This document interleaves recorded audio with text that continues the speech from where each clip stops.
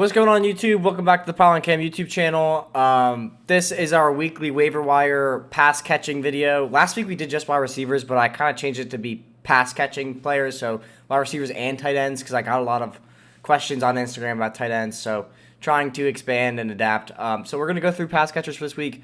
If you're new to the channel, my name is Mike Frisella. I am your host. I am your commander. And this is a video about which waiver wire pass catchers I think you should add for Week 7 in the NFL. So without further ado, let's go into the wide receivers for Week 7. So these are just a quick preface that I always give when I do these videos. Wide receiver is a role that you need to, it is a slow and steady incline. Like, you need to see your role. It's a slow evolution throughout the season. It's not like, oh, you caught 3 touchdowns this week. Here you go. Now you're our wide receiver 1. No, it's like you go from special teams, you do your job on special teams, and then you work your way into the offense. That's how it works. And we have a player on this list who has literally followed this process and is now getting reps in the offense. So let's get into it. The first player I have on this list is Sterling Shepard. So the reason why I have Sterling Shepard on this list is because, one, besides like earning your way into the offense, there is a way. Like, a lot of these streaming options, circumstances are a big factor in this. And with Sterling Shepard, we have seen this season he's been like a PPR god. He is seeing so many targets from Daniel Jones in that offense. So his lowest targets on the season was 3, and it was the game he got hurt in the first quarter against Atlanta. Other than that, he's seen 9 targets, 10 targets, and 14 targets this past week in his first game back. And the circumstances around Sterling Shepard, like, this is a player you're probably going to have to trade for, or if someone was dumb enough to drop him while he was injured, I would definitely go make a move for Sterling Shepard, just because his volume is so high, and Kenny Galladay is still, his timetable is still questionable. Cadarius Tony is about to be put on IR. His injury is very bad. His ankle injury, they said it's a lot worse than they thought, and it's not just an ankle sprain. He probably has a broken ankle or something, so he'll miss a ton of time. And then you just have Sterling Shepard and Darius Slayton. Darius Slayton isn't really a threat. Sterling Shepard is the guy in New York. If Kadarius Tony's not playing, they are throwing it to Sterling Shepard. So I would definitely see if Sterling Shepard's on waivers. If he is, go snag him. If not, I think he's worth trading for, and you could probably get him low. Possibly. Maybe not after last week's performance, but you might be able to. Let's talk about the next player on this list, Michael Gallup. So Michael Gallup is a player I've personally been very high on since he was like a rookie. After I saw his rookie year, and then particularly his sophomore year, I thought that he was going to be the guy in Dallas. I didn't ever think that they would draft CeeDee Lamb, but the way that the draft fell, you kind of had to draft CeeDee Lamb where the Cowboys were. But like, Gallup as a sophomore with Amari Cooper there had 1,100 yards and 6 touchdowns. His year with CeeDee Lamb, he had 843 yards, and he's been hurt all year. He played the first game, and I think he hurt his calf. Let me see. His calf. He hurt his calf on like a sideline catch against Tampa. They're going into the bye this week, and I think that sorry, someone just came home, so I just lost my train of thought. Going into the bye, I think Michael Gallup is definitely still on waivers, and I don't think anybody is in a rush to pick up Michael Gallup this week, especially with him being going into a bye. But I think in dynasty leagues too, like, this is one of my favorite players to look for and to trade for, because he is in the last year of his contract, and the Cowboys have expressed they're not going to re-sign him. And a few landing spots I've thought of personally for Michael Gallup, I'm not sure how it'll play out, but I think wherever he goes, he'll probably be a wide receiver 1, to be completely honest. I think he's that talented. And I think he'll go to, like, my favorite landing spot is the Jaguars, possibly the Saints, the Lions, possibly even the Browns maybe. A lot of teams need wide receivers this year. And maybe the Bears, he could be the Allen Robinson replacement. But I like Michael Gallup, and I think he's going to do – I think he has a purpose to play this season, and I think he has a huge role this season to fill into. And, like, I just want to bring up these numbers because this is the player that came in and kind of took Gallup's role while he was gone, and he's not nearly as good, but Cedric Wilson – And if we look at what Cedric Wilson did in the time that Gallup was gone, we can kind of get a good understanding of like what to expect from Gallup. So against New England, the past 3 weeks, Wilson has seen 10 total targets, and he's been targeted since Gallup has been gone. He had to step up and be the guy. He had to be the wide receiver 3. But I think that Gallup is a much better receiver than Wilson, and I think that he is going to have a bigger role. He was still an 800-yard receiver with Andy Dalton and the whole gang last year without Dak. So I think Dak playing at an MVP level, you give him Gallup back, who's one of the best receivers on that team. I mean, they're loaded at receiver, but he really is one of the best receivers in the NFC, honestly. I think he's super underrated. If he's on waivers, he's a huge steal to go pick up or to even trade for in Dynasty. I love Michael Gallup. I'm trying to trade for him in a ton of Dynasty leagues. The next player on this list is Donovan Peoples-Jones. This is like Baker Mayfield's favorite target, and I don't know why when you have Odell Beckham on the field. Like, that's who I would be throwing the ball like 100 times a game to, but it doesn't matter. Baker Mayfield loves throwing the ball to Donovan Peoples-Jones. It's uncertain if he is going to play this week, but as in Baker Mayfield. But if Case Keenum plays, I kind of think that might actually be better for the Browns because we've seen how one-dimensional the Browns can be with Baker Mayfield, and I think that Donovan Peoples-Jones has seen the past 2 weeks 11 targets, 6 in 1 week, 5 in the next. So he's seeing on average 5.5 targets per game. I think this is a chance for him. You know, like Odell Beckham might not play; he's dealing with a shoulder injury. Jarvis Landry probably won't get activated this week. So there is a huge chance that Donovan Peoples-Jones is the only receiver on the field besides Rashard Higgins, whatever his name is. Rashard Higgins and Anthony Schwartz, who's their rookie from Auburn. But I think this could be a huge week for Donovan Peoples-Jones. The next player on this list is someone I'm picking up, but he is going into a bye, is Jamal Agnew.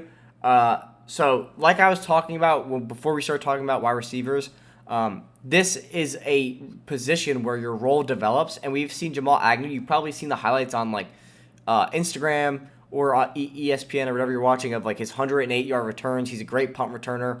He's, going nuts in special teams. We are now seeing him with DJ Chark being injured. He is slowly being phased into the offense, and it's been pretty rapid, to be honest. The last 2 weeks, Jamal Agnew has played 64 and 60% of snaps. That is the third most of any wide receiver on the team.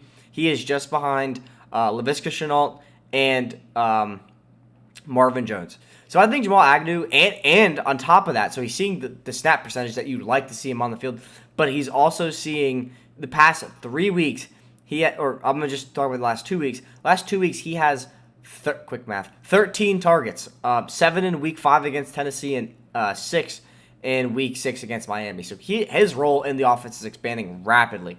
It is becoming a much larger role than anticipated.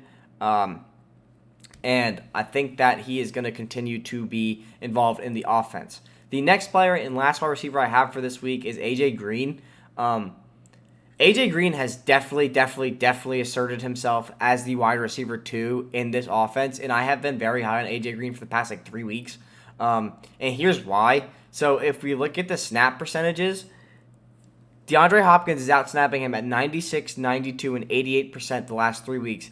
But A.J. Green has played 85, 80, and 90% of snaps the past 3 weeks. So he's like just neck and neck with DeAndre Hopkins.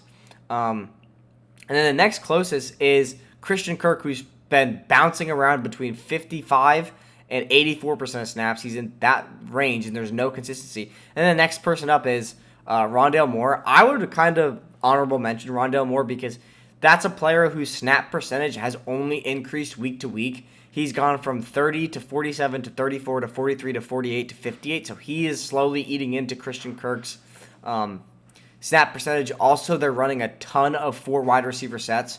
So they're seeing, you're just seeing a ton of no running back. I mean, the Cardinals are an air raid offense. They're not trying to run the ball anyway. So that's why the Cardinals team is huge amount of volume for any of their players because the ball will be thrown 9 out of 10 times. And if they need to run it, Kyler Murray's just going to run it. That's going to do it for all the wide receivers on the list. The next group up is tight ends. But before we go into that, please, it really helps the channel if you like, comment, subscribe. It really helps out, and it makes me happy. But let's talk about tight ends. Tight end in 2021 has been a very, very weird position because it constantly is like, I feel like streaming a tight end is if you couldn't get like Travis Kelce or T.J. Hawkinson or Mark Andrews or Kyle Pitts or George Kittle, you're better off just streaming a tight end. Or definitely, or Darren Waller, forgot him. You're just better off streaming a tight end because it's just such a, like, the gap in point differential is so large that it goes from like 25 points a game down to like 15 points a game, and you could stream someone who gets you consistent 15 points a game. So let's talk about the first man up, Zach Ertz, and why I put Zach Ertz on this list. And this is what I really like that what the Cardinals are doing with their team. They have such a young nucleus of players on offense and defense, and they just keep bringing in veteran guys. And if you notice, and if you watch carefully, they're bringing in veteran guys who have playoff and Super Bowl experience. Zach Ertz, Super Bowl champion. J.J. Watt, conference championship experience. A.J. Green, multiple playoff game experience. That's huge for Kyler Murray and all these other players who have not been there yet. Why I like Zach Ertz is because they just had Max Williams go out for the year with a severe knee injury, and they wanted to get him more involved in the offense. And what I really liked about the Zach Ertz signing is because, one, he's a better blocker than Max Williams was. He's a veteran presence who has gone to the Super Bowl. The Cardinals are the only team who are 6-0. And if we look at what Max Williams did in his short stint as the starter and when they got him involved in the offense, he was very, very, very heavily targeted for a tight end. So in the 3 games, I'm not going to count the first game of the year, and I'm not going to count the game he got injured. In the 3 games from week 2 to week 4, he had a total of 15 targets. And he saw 16 fantasy points, 5 fantasy points, and 17.6 fantasy points in PPR formats. I think Zach Ertz is going to plug and play and get those numbers immediately. I don't know if he'll get 100 targets off the rip, but he will eventually see that type of workload that Max Williams is seeing. And they traded for him for a reason, because they want to use their tight ends more. They got a tight end who has been to a Super Bowl, who is still got something left in the tank, because the Cardinals are in win now mode. So they went and got someone who's going to elevate their offense and give them something special right away. And he's a good pass blocker, and he's a good run blocker. The next player on this list is Ricky Seals-Jones.